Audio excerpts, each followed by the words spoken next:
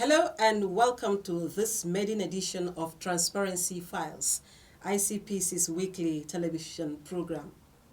It is often said that the spotlight favors sensational news and unsavory events. However, this edition of Transparency Files aims to debunk that myth by highlighting individuals who, through their words and actions, demonstrate that honesty and human dignity remain fundamental in our society. I am your host, Murna Barnabas Atiai. Join me as we celebrate those whose integrity has rekindled hope for a corruption-free future. These are our integrity icons. Meanwhile, Ruth Awadi will bring us updates from the world of anti-corruption. Stay with us.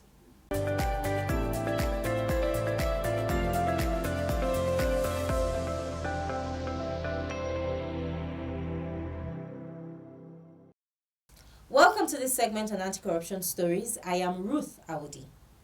The chairman of ICPC, Dr. Musa Adamu Aliyu, SAN, and other stakeholders in the anti-corruption sector from the West African countries have advocated for the harmonization of the legal framework in the fight against corruption, as well as investment in innovative technologies to detect and prevent corrupt practices in the region. They made this appeal at the 6th Annual General Assembly of the Network of Anti-Corruption Institutions in West Africa, NACIWA. In his address at the event, Dr. Aliyu identified corruption as a borderless crime that required concerted efforts of nations. He also maintained that the objectives and guiding principles of NACIWA gives hope and confidence and an indication of readiness to tackle corruption by member nations. Distinguished participants, I therefore use this medium to emphasize the need to step up the fight against corruption via the instrumentality of digitization. Effective use of technology and digital tools will assist anti-corruption operatives in the onerous task of taming this monster and dismantling the corruption networks. The sophisticated nature of corruption has assumed regionally and globally calls for innovation, strategizing the use of technology and digital devices in the implementation of the ECOWAS protocol to tackle the menace of corruption in our sub-region and our individual countries. I hereby advise that time is right for NACIWA to consider bringing anti-corruption practitioners in our different jurisdictions together for training and exchanging ideas. This is veritable means of closing the knowledge gap between us and ultimately being able to dismantle the corruption gangs in our sub-region.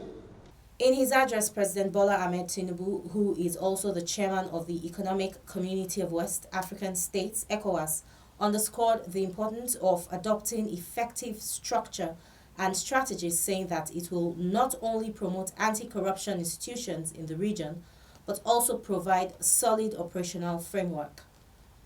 President Tinubu, who was represented at the event by Vice President Kashim Shettima, said corruption remains one of the most significant obstacles to the progress and prosperity of our nations. As we deliberate on implementing the ECOWAS protocol against corruption, I urge all member states to renew their commitment to this cause. Let us move beyond rhetoric and focus on concrete actions that will, 1, harmonize our legal frameworks to close loopholes exploited by corrupt individuals. 2, enhance cross-border cooperation in investigations and asset recovery. 3, invest in innovative technologies to detect and prevent corrupt practices. 4, promote transparency in public procurement and resource management. 5, engage civil society and the media as partners in our anti-corruption efforts. And 6, strengthen the independence and capacity of our national anti-corruption institutions. In his remark, the chairman of the Economic and Financial Crimes Commission, EFCC, and president of NACIWA, Mr. Ola Olukoyede, stated that the implementation of the ECOWAS protocol against corruption was not a mere technical exercise, but a moral imperative that demands utmost dedication and innovative thinking. In his keynote address, the Minister of Foreign Affairs, Ambassador Yusuf Maitamatuga, stressed that corruption was responsible for insecurity and instability in the West African sub-region and called for regional cooperation to tackle the menace. That will be all on this segment. Transparency Files continues with Murna. Stay with us.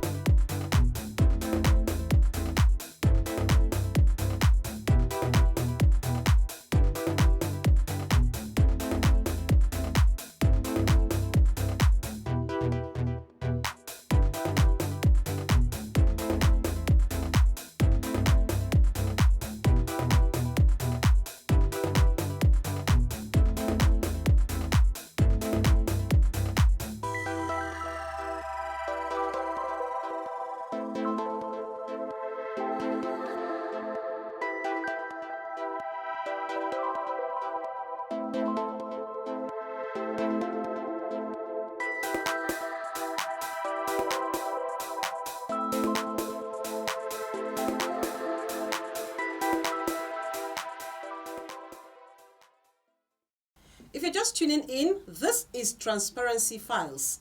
Over the years, the Commission has recognized the importance of highlighting citizens who, through exemplary actions, have proven to be ambassadors of anti-corruption lifestyle. It is the responsibility of ICPC and other anti-graft agencies and stakeholders to ensure these good deeds are recorded and rewarded, allowing these icons their moment in the spotlight. Our crew recently caught up with the Acting Director, Public Enlightenment and Education and ICPC spokesperson, Mr. Demola Bakari, FSI, to discuss the significance of recognizing these outstanding citizens.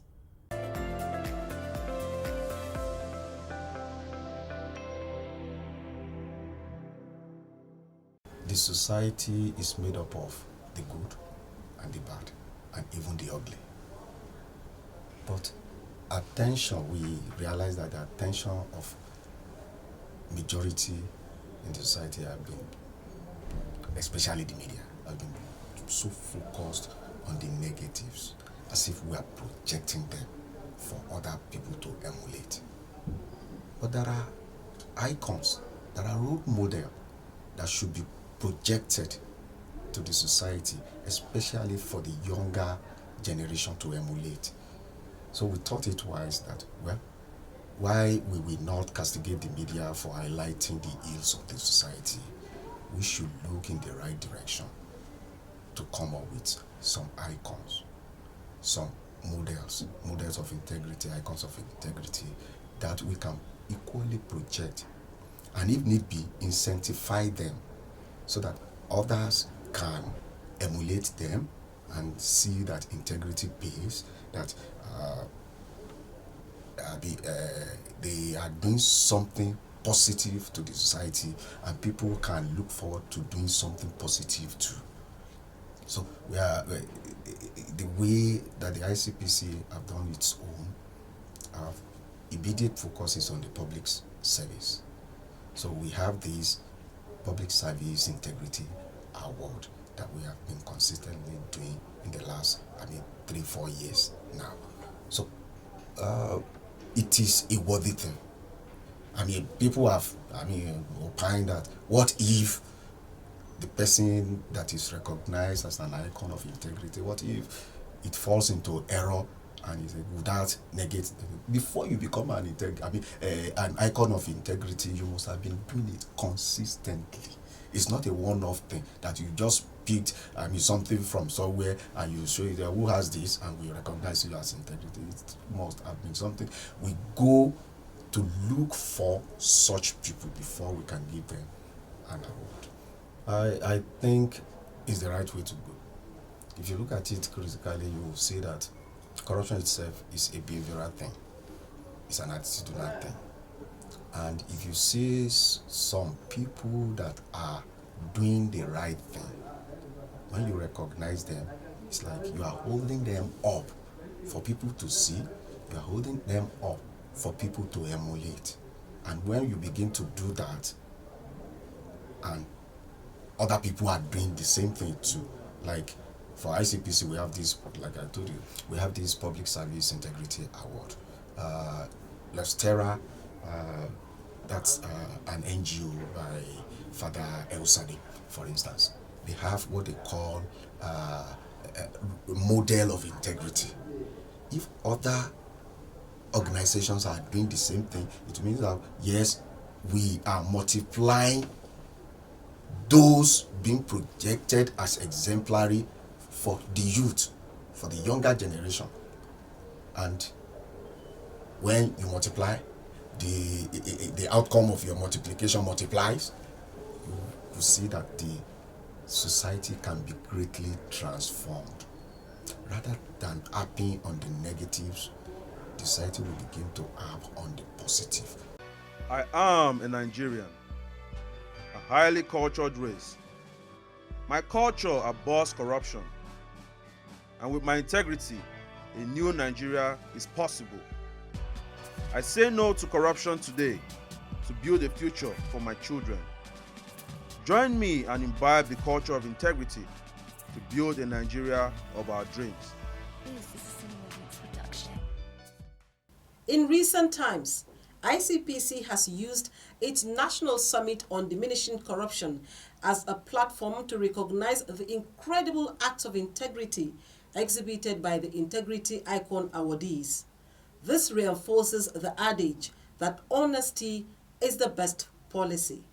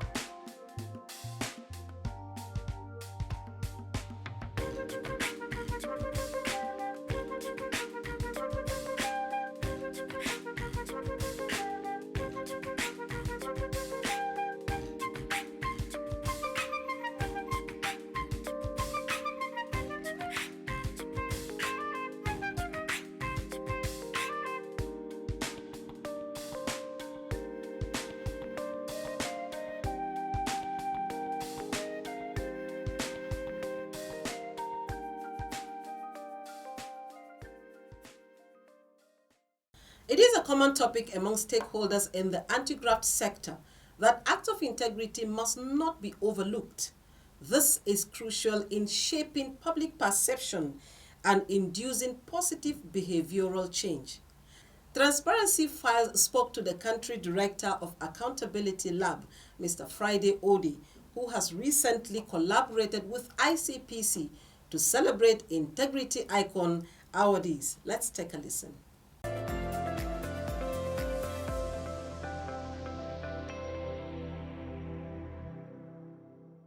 With the lab, Accountability Lab, one of the things we strongly believe is the power of positive messaging, which is we think is very important to create hope.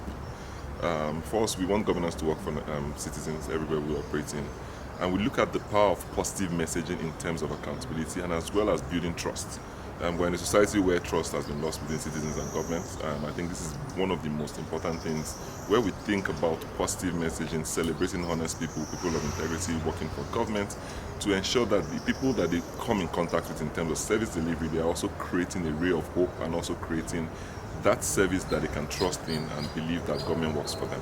For us at Accountability Lab, we engage what we call volunteers, more like community frontline associates across the country, across the 36 states, including FCT, who go out to federal secretariats, state secretariats to engage with people who work in government offices across the states, everywhere they can find them, even in their churches, to identify people who are doing the right thing in government, just to tell their stories. So for us, these volunteers are young people, people in our society, even at the local government level, the communities, the grassroots. So they send that to us across in Abuja. Then we do the review process. Through that review process, we engage what we call the independent panel of judges. This panel of judges will look through these nominations while we have done our background check, review the stories, see what fits the Nigerian society, and see what is worthy of publication in Nigerian space. And then we do the independent judges where they select the top 5 out of the top 30. This year we got about over 2,500 nominations across Nigeria, across 30 states and FCT. But with our background checks, nomination reviews, we've been able to streamline down to top 100, and we did that again to top 30, where we engaged 5 independent panel of judges. Some of them are most of the previous icons. Also looking at people from the private sector, people who are retired public servants, so also look at this nomination and help us select the top 5. That's how we have come up about the top 5 for all across the years we've been doing Integrity Icon, including this year, which we will unveil our top 5 in a couple of weeks.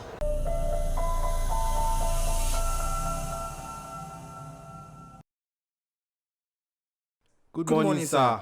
I called you because you two are the brightest students in your class. I need you to help the school get some school supplies from the town market. Your teachers are busy, so I'm sending you. Andrew will go to the stationery shop and Nelson will go to the grocery store. Here, take this. It contains 10,000 naira. Don't bother counting it till you get to the market. I made sure the money is complete. Thank you, sir. Good days, sir. I'm back. Here are the groceries and the change. Thank you so much. You have done well. Oh yeah, you can leave. Sir, I'm back. These are the items and the receipts. Sir, when I got to the store, I discovered there was an extra 1,000 naira in the envelope. So the total change is 1,150 naira, sir. Oh, thank you. I thought I had counted it properly. You can go. As you all know, the best student in the final year class is awarded a scholarship. This year, we have 2 students who were qualified for the award. However, only one person can be selected. This year's award goes to Andrew. Now, the reason Andrew was selected is because he demonstrated good character in addition to his excellent academic record.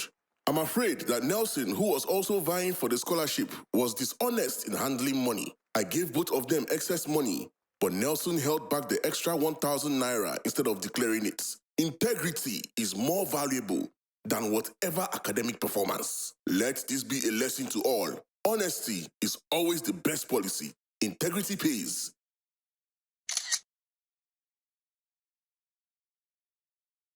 This message is brought to you by the Independent Corrupt Practices and Other Related Offenses Commission.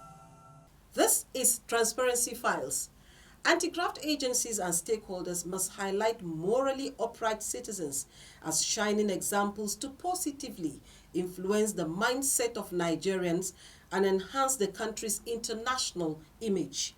The focus should shift from solely highlighting negative actions to celebrating the success stories of those doing the right thing against all odds. We spoke with a few recent honorees. Let's listen.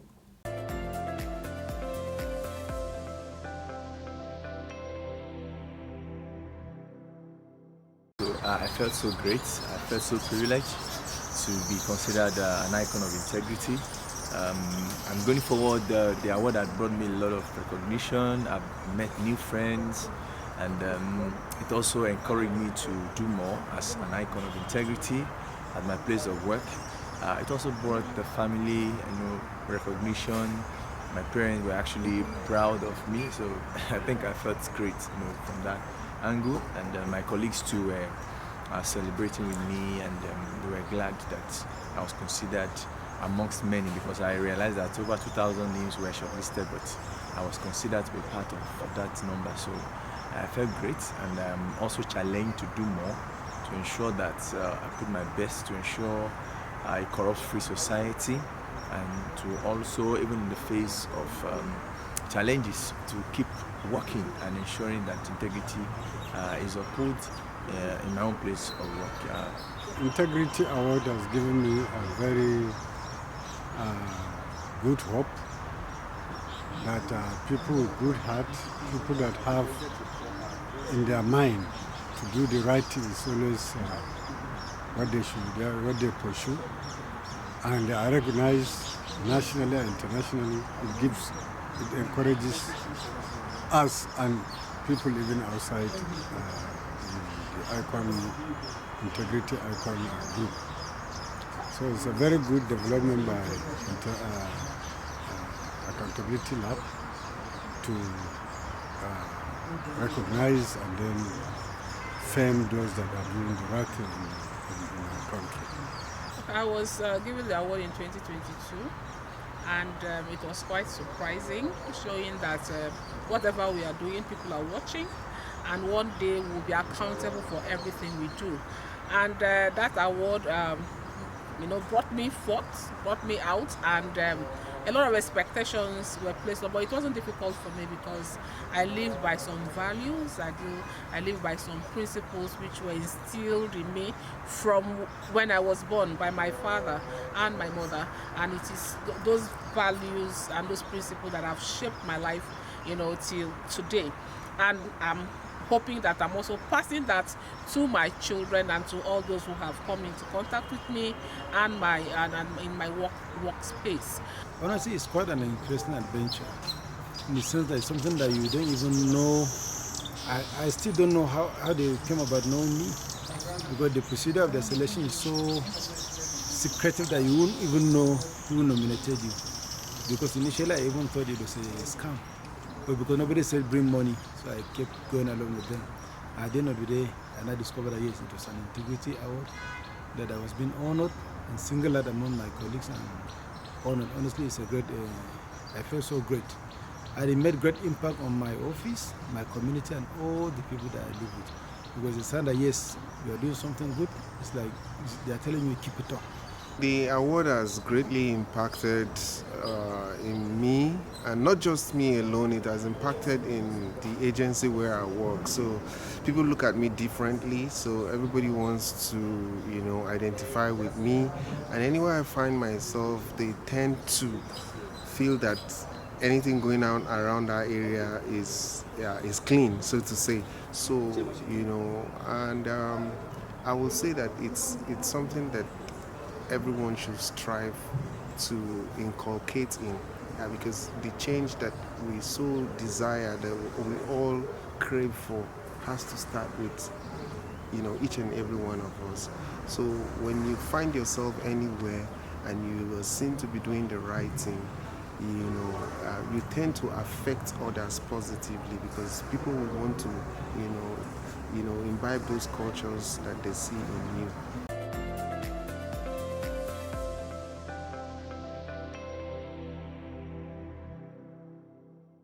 And quickly, let's bring you up to speed with reports from our state offices. Khadija Ibrahim is our guide. The Borno State Resident Anti-Corruption Commissioner, Mr. Ishaku Hassan Sakaba, led a team to pay a courtesy visit to the management and staff of the Borno Radio and Television Maiduguri to seek partnership with the media house in the fight against corruption in Nigeria. The delegation was received by the General Manager, Mr. Umar Muhammad Tijani.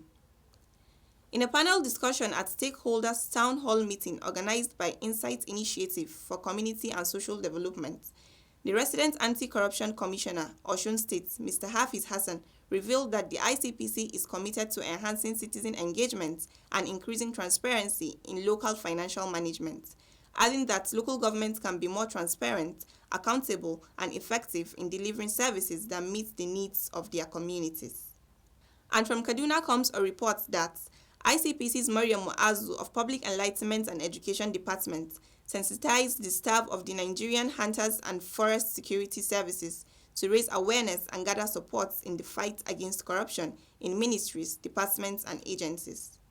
In the same vein, ICPC's Mr. Jenmi Ganiu Owolabi of the Public Enlightenment and Education Department, Ondo State, sensitized the Akure Zonal Office of the National Oil Spill Detection and Response Agency to enlighten its staff on the importance of ethics and public service delivery.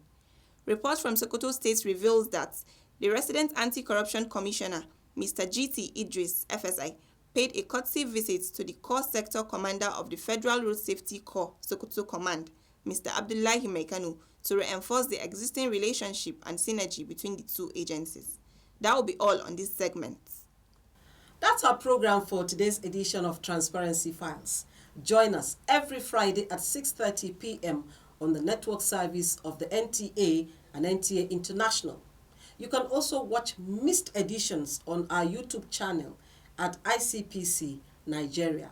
See you again next week for another engaging episode. And remember, integrity always pays. Bye for now.